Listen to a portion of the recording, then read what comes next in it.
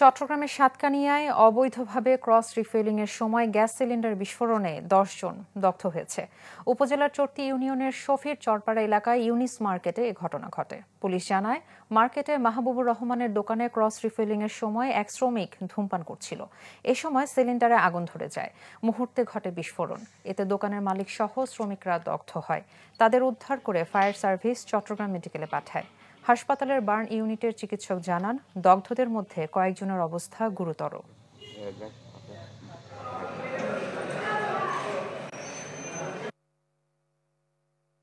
গোদাম ঘরে কিছু অবৈধ সিলিন্ডার মজুত করা হতো এবং অন্য এক সিলিন্ডার থেকে অন্য সিলিন্ডারে ভর্তি কার্যক্রম করা হতো।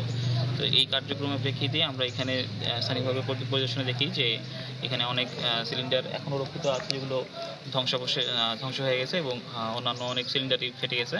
আমরা যখন বস্তু মজুত করব বা গোডাউন করব, সেখানে আমাদের ফায়ার সেফটি প্ল্যান প্রণয়ন করে, ফায়ার সেফটি বাস্তবায়ন করে, মজুত নীতিমালা অনুসরণ করে বস্তুটা মজুত করতে হবে। লাং ইনজুরি হয় এবং এগুলিকে আমরা বলি ইনহেলেশন ইনজুরি, মানে শ্বাস নালী পুড়ে যায়। আপনি 10টা রোগীর মানে 70% থেকে শুরু করে 20% পর্যন্ত ভিন্ন ভেরিয়েবলের আপনার রোগী আছে, কিন্তু দেখবেন যে সবার মুখ, ঠোঁট এগুলো সব পুড়ে গেছে।